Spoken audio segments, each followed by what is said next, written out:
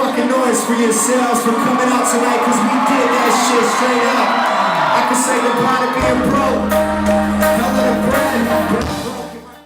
Yo, it's Eazy. You've been checking out thesermonsdomain.com.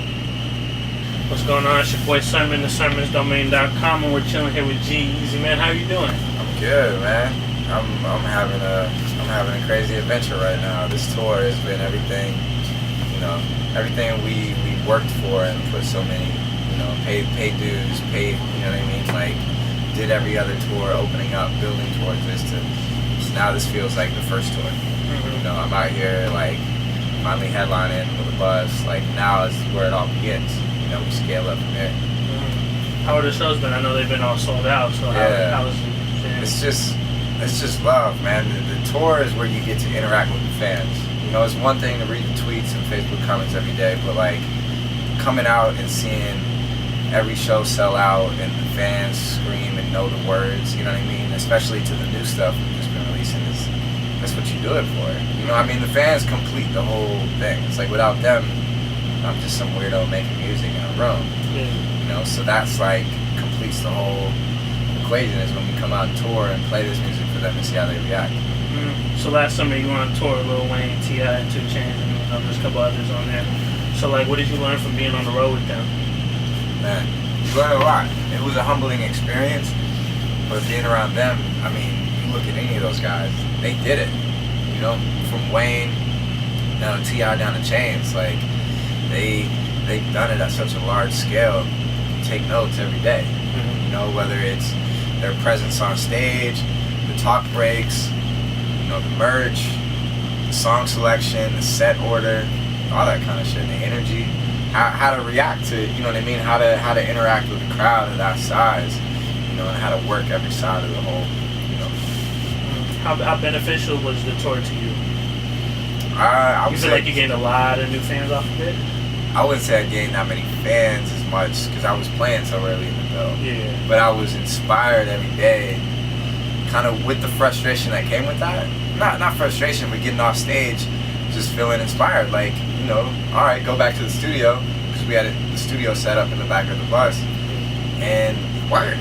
You know what I mean? Like, okay, if you don't want to do another tour where you're like opening or lower on the bill, put that work in. It all comes back to the music. Mm-hmm. So we were just like, I'd be in the studio every night, right after my set, and I would work all night. We didn't even party that much on that tour. Mm-hmm. I was just so motivated seeing them and what they have and what they've built to come back to the studio and just put that work in on the album. Okay, so I know you have a bachelor's in music industry studies, right? So how much of a role did that play like into your actual career and the moves you made? Yeah, thing is, half of this game is creating the music and the content. The other half is getting it to me. Mm-hmm. Like I said, it's like without the fans, I'm just some weirdo making music in a room. It comes to life when the fans get it and turn it into something. When they come to the show and they sing the words. When they post it on Twitter. When they talk about it to their friends. So that was really what I tried to soak up there is like the marketing side of things, the business strategy side, everything that goes on behind the scenes in order to, in today's day and age, like break through the noise. Yeah, so Almost Famous is one of my favorite records that you've done. I played that record live while researching and stuff. Uh-huh. So in the last year, like all the progress that you made and all the fans that you gained, would you say like adjusting all this success has been easy, hard, or like somewhere in between? You just go with the flow, man. It's like this is everything I've ever dreamed of, and it's just starting. So for me, it's like you take everything in stride. Just stay humble, and you just keep your head down and keep working. And this is what else do I know how to do but work? Right. So it's like now we finally have these opportunities, and it's just a blessing, man. It's all beautiful.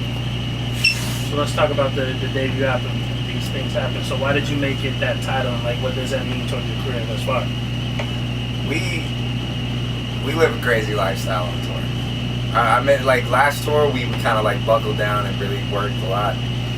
But we still did our thing here and there, but 9 times out of 10, when I'm on the road, man, it's like we we just like, you know, the whiskey just gets the best of us, and we, you know, we have fun. We drink it to oblivion, and we have, you know, 40 girls on the bus, and we just do whatever. We live, like, we enjoy the moment that we're in, and you know, you kind of wake up the next morning being like, wow, like what the fuck happened last night? You know what I mean?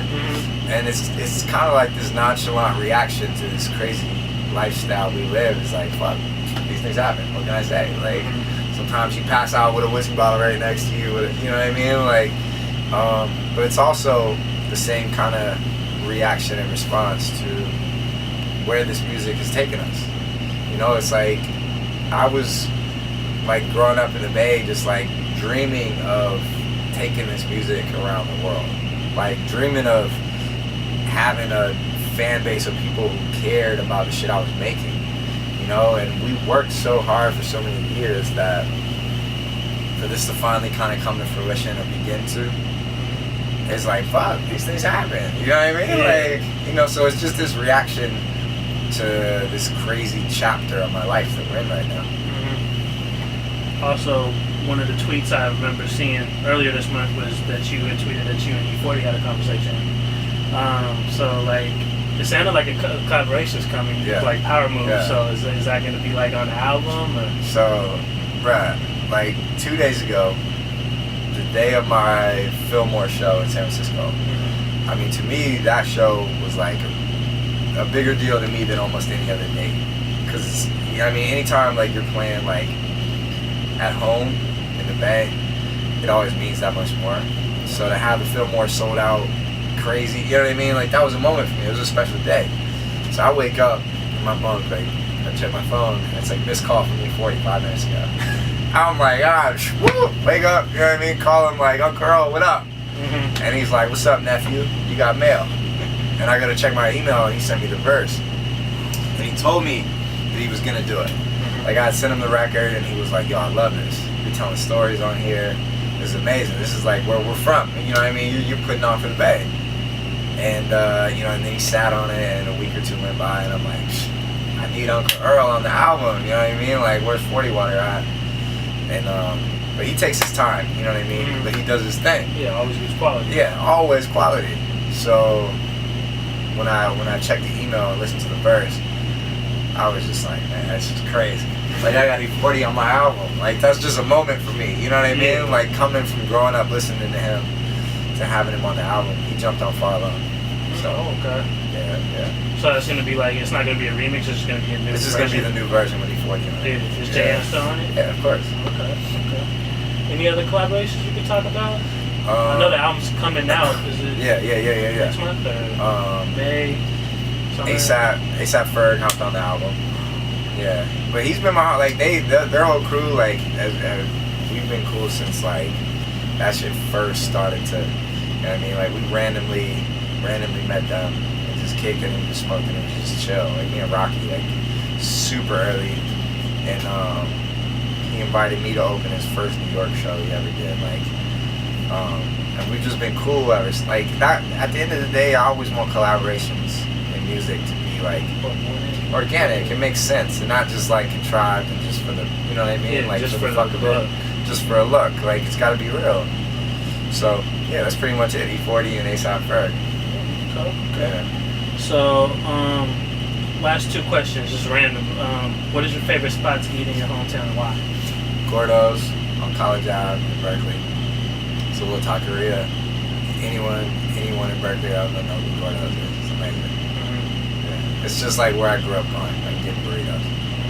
That's your favorite thing to get there? Yeah, like if I'm home, like staying at my grandma's house in Berkeley, like I'll go to Gordo's literally every day. Every day. Yeah, okay. Yeah. Last question. What did you do during recess in school? If you remember. What did I do during recess? Just played football on the blacktop. Yeah, played football or basketball. And tetherball was like popping in elementary in my school. Tetherball was the shit. Like, if you were the man at tetherball, you were the man. Like, straight up. Right. Okay. It's your boy Sermon, the sermonsdomain.com. Jeez, I appreciate your time. Appreciate you. Hey, we're on one tonight in Seattle.